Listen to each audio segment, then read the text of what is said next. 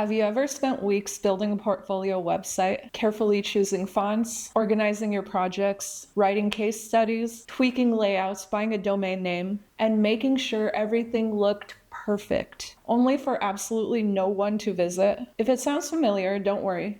You are definitely not alone. Today I want to talk about something that might be a little controversial in the design world, the portfolio website, and more importantly, whether portfolio websites are as important as we've all been told. Now, before you grab your pitchforks, hear me out. I'm not saying that you should delete your website. I'm definitely not saying that portfolio websites are useless. I have one. All successful designers have one. What I am saying is the role of the portfolio website has dramatically changed over the last decade, and a lot of creative professionals still operate under old advice. If you're a freelancer, a student, a content creator, a designer, understanding this shift can save you a lot of time and frustration. So, let's talk about it.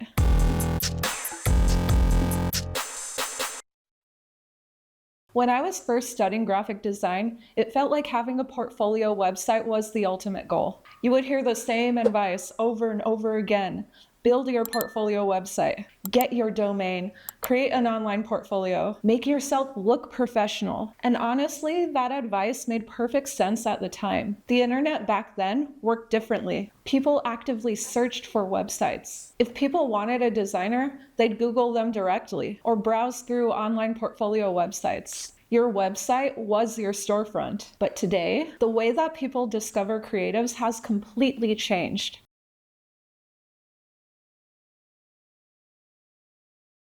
Let's think about your own habits for a second. When was the last time that you actively browsed for portfolio websites? Probably not recently. Most people these days discover graphic designers through things like social media, TikTok, YouTube, LinkedIn, online communities, search results that lead to content rather than an online portfolio. People aren't necessarily looking for portfolios anymore. They're looking for people, and that's a huge difference. Portfolio websites used to be the front door, but now one way to think about it is it's the room that people visit after they already met you. And I think that's one of the biggest mindset shifts that most creatives need. The website is no longer the discovery tool. It's more like a verification tool.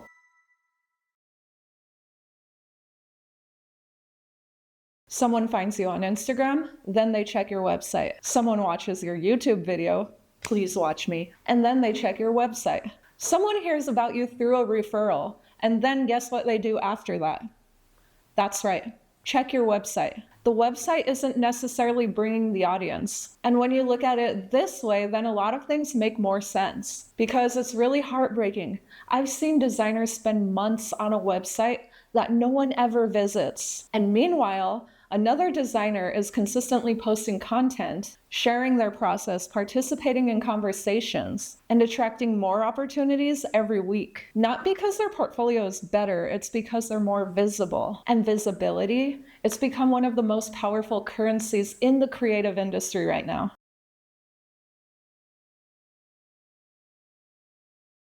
Now, I know a lot of you are sitting out there watching this video and you're saying, okay, Candace, but employers are still asking for portfolio websites. And yes, sometimes they still do, but let's look at how often that actually happens in reality. A recruiter discovers you on your LinkedIn profile. A creative director sees your work on social media. Someone finds your design process through a video, and then they click the link to your portfolio. The portfolio still matters. It just enters the story a lot later than it used to. And this is why I don't think that creatives should obsess over making their portfolio website perfect. I think it should be functional, clear, easy to navigate, and professional. Then move on. I've watched so many designers fall into what I call website purgatory. They are constantly redesigning, constantly tweaking, constantly updating, changing layouts, changing colors, changing fonts, adding animations, removing animations, rewriting design descriptions, all while not actually putting their work out into the world. And if I'm being honest, I have been guilty of this myself. Sometimes working on the portfolio, it feels productive because it is related to our career. But there comes a point when polishing the portfolio becomes a form of procrastination. One feels controlled and the other one feels vulnerable. And I bet you could guess which one actually gets you noticed. Usually it's the vulnerable one.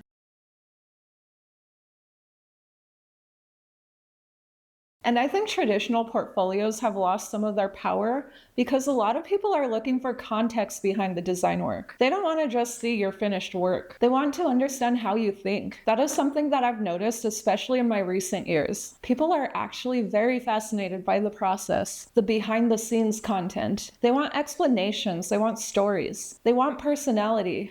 A static portfolio has none of that. A static portfolio can show the final design, but something like a video can show your decision-making process. A social media post, it can explain your strategy. A blog article can walk someone through your thinking. And often that's the kind of thing that creates trust, because clients and employers aren't just hiring a finished piece of design. They're hiring you, the person who created it. The more opportunities you get to demonstrate your thinking, the easier it gets for people to imagine what it's like working with you.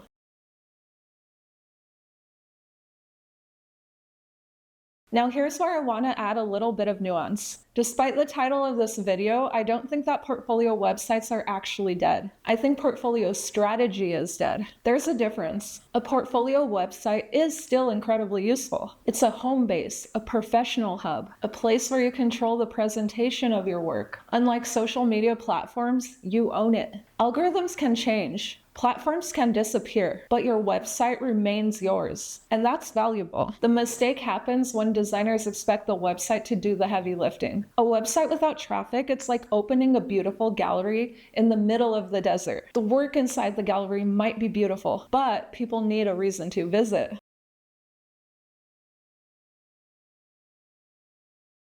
That's where visibility comes in. That's where networking comes in, where content comes in. And more importantly than all of that, that's where community comes in. Honestly, that's where a lot of opportunities come from in this day and time. Not because someone stumbled across your portfolio by accident. That's never going to happen. But instead because they stumbled across you. If I were giving advice to young designers today, this is what I'd say. Build the portfolio, but don't stop there. Create a website, but don't worship the website. Get your projects online, but spend most of your energy helping people find you. Share your process, share your experiences. Talk about what you're learning. Participate in these kinds of conversations. Show up consistently and be visible, because visibility creates opportunities, and opportunities create traffic, and traffic gives your portfolio a purpose.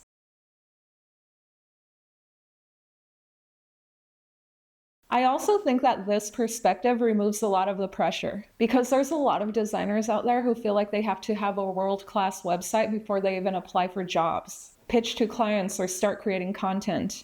But in reality, it should be the opposite of that. You don't. A simple portfolio that clearly shows your work is enough. Really, I promise. Most people are spending less time on your website than you really think. They're not analyzing every spacing condition. They're not inspecting your animations. They just want to go there and answer a few simple questions, like who are you? What do you do? Can you solve their problem? Can they trust you? And if your portfolio answers those questions, then you're ahead of the game. So if you've been endlessly tweaking your portfolio, this might be your sign. Maybe it's time to stop adjusting the kerning for the 100th time, and maybe instead it's time to hit publish. Because the people who need to see your work, they can't visit a website that they don't even know exists. And I think a lot of us, including myself, needs to remember that from time to time.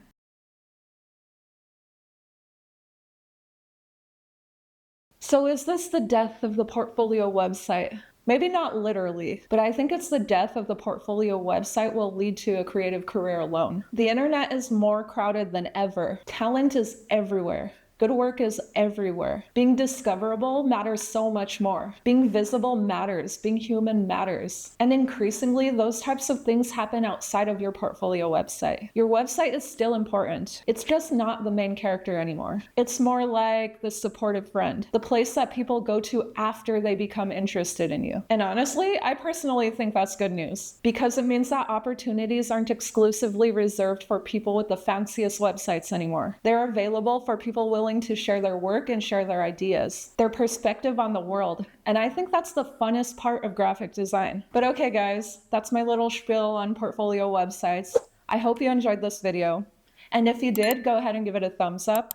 Subscribe for more videos just like this, because I make them every single week. And I'll catch you in the next one. Bye!